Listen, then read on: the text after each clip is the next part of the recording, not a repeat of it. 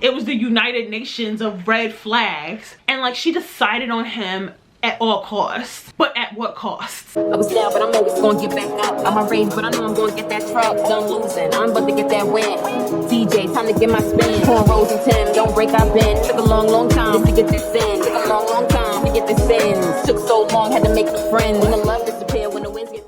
Hey YouTube, it's me Christiana. Welcome back to my channel. Welcome back to When in Doubt Pink. Okay, so I just wanted to run my mouth, okay? It is my lunch hour and I wanted to spend it with you beating the dead horse, okay? We're beating the dead horse today and I don't care, all right? We're gonna be talking a little bit about the Love is Blind situation. We're gonna be talking about a little bit of the Risa Tisa thing again, and just like some takeaways and thoughts that I have just generally about the concept of quality over quantity when it comes to dating and self-love, right? Because I have a lot of thoughts and you should feel free to chime in. Love to hear your thoughts and opinions, okay? This is an open forum, all right? I am not the knower of all things, and so I really love when you guys like jump in with your own opinions, period. Okay, so I want to like start by saying that I am not a huge reality TV girly, but with all these different dating shows that are out there, I have gotten really curious because I don't know, like there's a part of me that wants to be a part of the conversation, that like wants to know what everybody's talking about, or wants to be able to have an opinion on the thing that like everybody's chatting about. And also, like, I have been hearing that some of the shows are actually very good. I tried to watch Love Island a couple of months ago. No, that was a no for me. I think what it is for me, right, being a black woman, but also being a darker skinned black woman, I have a lot of reservations about these types of shows for those very reasons.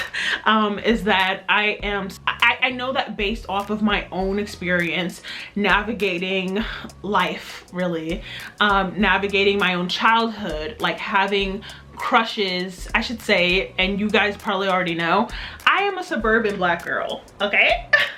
What does that mean? Okay, that is the, I am, if you could roll it into a stereotype, I grew up in predominantly white spaces.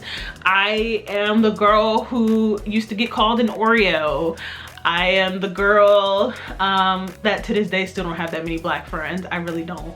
I have some, but I don't have as many as I feel like I should. But there was a time where I didn't have any black friends, so there's that too. I'm always truthful about who I am and where I come from, you know what I'm saying? I would never like sit here and act like I'm honest about who I am. Growing up at elementary school, like into high school and stuff like that, things got better for me in high school because we did end up moving school districts, but like for a lot of my childhood, I would have crushes on boys. A lot of times they were white, most times they were white. If they found out, I would be like holding my breath, hoping that whatever they were gonna say wouldn't be too mean, because I already knew that they weren't interested in me. They weren't looking at me in the first place, but oftentimes they would say I was ugly. And now that I'm older, I actually don't think it was that I was ugly, it's that I was black, okay? I wasn't ugly, I was just black. Because you know, honestly speaking, like the way that I grew up, I am the first grandchild on my mother's side of the family, but also I am one of the oldest on my father's side as well. And my whole life, I've always gotten a lot of positive reinforcement around my appearance. Now that I'm older, people say I ruin my beauty by getting fat and like have gaining weight and all that stuff, and that's debatable.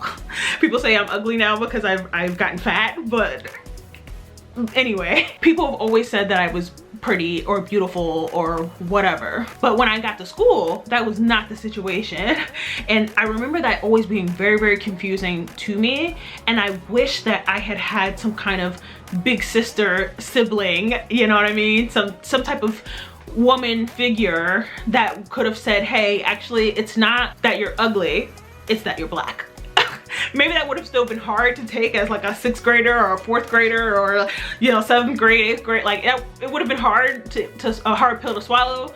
But I think it would have been a little less damaging than me like feeling like, damn, I'm so ugly compared to these other girls, and like trying to do everything I could to measure up to the other girls, tried to wear the clothes that they wore, tried to like wear my hair how they were wearing their hair, because I was relaxed back then and I had really long hair and stuff, and I would try to wear my hair like how they were wearing their hair.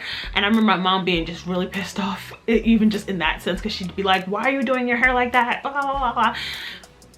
I tried, girl. Not ugly, black. So anyway, watching these types of shows, like watching these dating shows, I'm always looking for the black folks immediately. And there always seems to be one, right? I tried to watch the Love Island show a couple months ago, and I cut it off because I could already see that it was going to trigger me, right? There was this beautiful like chocolate black woman who, you know, she seemed like she was very like open-minded. I'm sure she probably like would have been interested in any of the guys on that show. There was also like a black guy on this show, and one thing I have learned, and this does not apply to everybody, but I have learned through my own navigation in this world, is that a lot of black men are really loud about their like internalized anti-blackness, right? And I mean, that's not everybody, again, but when you are dealing with a guy who is dealing with internalized anti-blackness, that shit is loud. And it was loud on this particular show, this particular episode that I was looking at. The girl comes out and the camera, first of all, goes to the black guy. Weird. And then his face kind of said like, not me, don't pick me, you know? And that hurt. That like really hurt to watch that. So I already was like, okay, I don't want to see no black woman get disrespected. Like, I'm not pulling up a seat to watch a black woman get disrespected. I'm just not, okay? So I cut it off and I never went back. So I was like cool off of these like reality TV dating shows, right? And then my good girlfriend and coworker, she was like, girl, you need to watch Love is Blind. And I was like, girl, I'm not watching none of these shows because they be disrespecting other black women. Like, I'm not doing it. I'm not here for it. And she's like, no. This show is so good. Like, you just give it a shot. So I watched the latest season of Love is Blind, and I actually really do love this show. It's good. It's very good. Knowing what I know now, okay, and actually now today's Wednesday, so there'll be the reunion tonight actually, so I'm excited about watching that, and maybe I'll come back and give some thoughts. But the show was generally very, very good. I was automatically rooting for AD. If you don't know this show very well, there's a black woman on here. There was actually a couple of black women, but we didn't follow their stories. We ended up following this one woman. So from the gate, I'm like rooting for her. Dark-skinned girl, beautiful, intelligent, and she's got like a little like spice about her, you know? Rooting for her. The body of a goddess. But that's like most of the girls on here, okay? They don't really like invite people who wouldn't be seen as conventionally attractive for the most part on the show. Everybody is va-va-voom. So at first, I really thought that AD was gonna come on the show and be like really open-minded. She was like talking to other kinds of guys, right? But then also she was entertaining Clay, who was a black guy. And from the gate, I was like, damn girl, one, like you have an opportunity right here. So like there's a lot of women, including myself, right? We're like very like race loyal, and it's really, really hard to like convince us to date like outside of like black guys. But AD was kind of giving to me that she would be willing to try it, you know, because she was entertaining someone on the show who wasn't black. But then it was like, as soon as she met Clay, it felt like she decided on him, and like she decided on him at all costs. And that really, it hurt me, it bothered me, because I was also like holding my breath, because there was a part of me that was like, I don't think that she is his type. I don't even know if he would normally date a woman that looks like her in real life. And then when they met, it was confirmed for me. This man would totally not date her in real life. And there have been tons and tons of discussions like this on TikTok, you know, and there's been also a lot of gaslighting. I don't think that he would have gone through with a girl like AD. Yes, because she's dark skinned. He was giving that energy to me personally, but also to a lot of other people. That hurt. But also just like the fact that Clay really was like a walking red flag and had like shown his ass to her multiple times, but like AD was so stuck on, I want to get to the altar at all costs. Disrespected her in front of his mother, like bringing up their problems in front of the mom, and like talking about like she better not get fat, like even if she has a baby, and just like all this stuff, right? He was showing his butt from the beginning, and AD just kept like overlooking it and overlooking it and overlooking it because she wants to have partnership. And that's the thing, right? It's like, we are all deserving of love, of partnership. We like, if you want it, you should be able to have it. That is my opinion. But at what costs? Like, it literally felt like AD was just like really trying to make that thing work. And honestly, she didn't even have it, they didn't have it as bad as some of the other couples on there. I mean, that's a whole different video, you know, but specifically since everybody is like talking about like the AD Clay thing, it's like, yeah, there was a lot that was overlooked there. Now, one of the things that really bothered me when Clay rejected AD, he started talking about her financial situation, even though he is a man who has like multiple businesses. It sounded like he was very much interested in going 50-50 with her, which was like very weird to me, especially when he was talking about his expectations for her as a partner.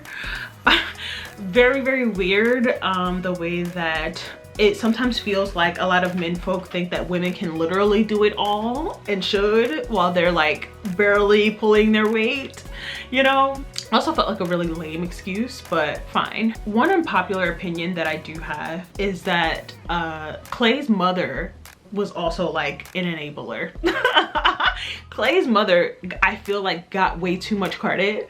Like, people were like, I love the way that she read his father down. Okay, that was great, that was epic. Okay, there was a part where Clay's mother like checked the dog shit out of her ex-husband, who she learned through this process had been cheating on her and taking Clay with him to the cheating when he was younger and stuff. And that conversation that was had between the parents was actually excellent. However, I do feel like once Clay denied AD like that in front of all those people, I wish that his mother had gotten his ass together. Because how do you bring everybody up in front of like you really dragged everybody and their mamas like to this wedding, and you knew damn well you weren't going to marry her. I feel like his parents let him off the hook like way too easy, but I also feel like the father knew from the gate that this wasn't going to go through. He like was sitting there with this smirk on his face, and I just knew. Now back to AD. I think a lot of the opinions that I've heard is like AD like doesn't love herself, like is lacking self-esteem, and just a bunch of things of this nature. And she already shared that, like that she's in therapy, she's working through this type of stuff. Cool, I understand what brought her to this point. And I think it is the same thing that like made Risa Tisa you know, take in this bum who at some point like destroys her entire life, right? Or not in her entire life, because she's up now, she's up. Shout out to Risa Tisa. But I do think it is that same sense of, damn, why am I alone? Like, I don't want to be. When is someone going to choose me? Which is something AD had said. And then here comes this guy, and you're gonna do whatever you gotta do. You're gonna morph and bend and change yourself, or be more flexible, or overlook what you know are lies or untruths or half-truths. You're gonna do whatever you gotta do to lock that thing in, because at the end of the day, it's like human nature to not want to be lonely. I think there is a part of me that looks at that and is like, you know, like you could say, okay, these women don't love themselves. You could say that, and that's what people are saying, but also to understand that you desire partnership and then trying to do whatever you got to do so that you can have that also feels like a part of taking care of yourself too. You know what I mean? And I can say from experience, right, that like I've gone back to exes a lot of times, right? Just because it's like I already know them or whatever it is, like, you know, sometimes it's like we just broke up yesterday and now we're back together, like, you know, every situation is different. But I also understand like getting involved with somebody that you know isn't gonna go, the situation is not gonna go anywhere, we're not gonna get very far together, but I'm gonna enjoy the time that we have right now because that is what my soul is calling for. Why can't we be honest about that? Like, you know, and that's why I really rock with Risa Tisa, because she was like telling us from the gate, like, listen, it was the United Nations of red flags, all right, but I still like looked past all those red flags so that I could have partnership. And I hate that for Black women. Like, I just don't, and I'm saying Black women because I don't hear too many of these stories, or not like the amount of these stories from other communities, you know? And oftentimes it's like women who look exactly like me, like an AD, who is just trying to have a little crumb of something that the other women get to have in this life, but it just doesn't come easy for us, or we have to work for it or show our value in a patriarchy where other women just get to be like what fit feminine and friendly or whatever, and they're able to just be partnered. It's really sad. I mentioned earlier in this video about how people have said to me that I have ultimately ruined my beauty by becoming heavier, by getting fat. Okay, I have talked about this already, like, but I also just had a lot of issues with the way that people have spoken about AD's body, have spoken about Risa Tisa's body, like, oh, what happened to her is like big back behavior, or like fat people, like this would only happen to fat people, or like we're just even assuming that because you're fat you have low self-esteem. That is very angering for me. Or like, of course this thing happened to you because you're fat, or because you're ugly, or because you're dark skin, or whatever. And because I was also hearing videos like that. Like, I'm saying I don't think Clay is probably someone who dates dark-skinned women normally, right? But I'm not saying that AD like deserved what happened to her because she's dark-skinned. But I'm hearing that as well. That is so hurtful. That is so hurtful. I also just really hate that my friend like had me watching this damn show and knowing like, you know, AD is gonna get dog walked. And or I guess she wouldn't have known that it was gonna end like that, because also culturally that woman probably wouldn't have seen the nuances in the Clay AD thing that I am seeing. But honestly, like, Clay is probably the kind of guy that she always dates, which is why she gravitated towards him in the first place, right? The playboy. Sometimes I wish that Matt wasn't so damn crazy. That would have been an interesting combination. I want to take a break from this part actually and just speak briefly on this like Philly Inquirer article that came out on Valentine's Day. And I keep referencing it because it felt validating, that basically if you are someone who's looking for love in Philadelphia, where I live, you might as well go ahead and hang that thing up, because there's just like a lot of obstacles that are making it really hard for people to pair up, and that there are just a ton of single people in this city, and it looks like it's gonna stay that way. One of the biggest things that they had pointed to was the like socioeconomic disparities amongst people who are looking to date, but also just like in our city as a whole. This is like a very poor city, and there are a lot of people who are less willing to date, mingle, talk to, you know, talk to folks who are making less than them, which as a woman who I've like kind of completely given up on dating. Like, I'm not actively dating, I'm not actively seeking dates, you know what I mean? I'm not on the apps right now. I can be honest in saying, like, yeah, I actually do need my partner to work a certain kind of job and bring in a certain amount of money, because I am deeply disinterested in having to support another person, because I'm barely doing that for myself. In this economy, like in this like state of inflation, all of those things. All right, I can also understand like, okay, if Clay, because I'm thinking back again about how he was like, oh, I don't know her economic situation. You do have to have a job for sure, which it seemed like she does, AD. But also it's like, if you have multiple jobs as a man, like, I don't know. And also them demanding that she stay like fit and like all this stuff. Yikes. One thing I've learned over the years is that dating men who don't have a lot of money is risky, because it's dangerous, because oftentimes the frustration of not having much can turn people mean. Like I've learned that a lot of like guys who are broke are mean. I've also learned that guys who have a lot of money are also mean. And so it's interesting, because as much as people want to say like, oh, that stuff shouldn't matter, it does matter. It does.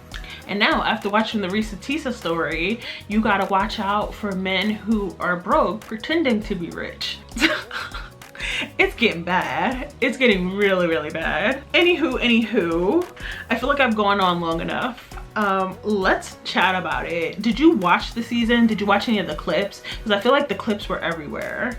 Let's chat, good, bad, or indifferent, okay? Comment, rate, subscribe, and I'll see you in the next video. Bye.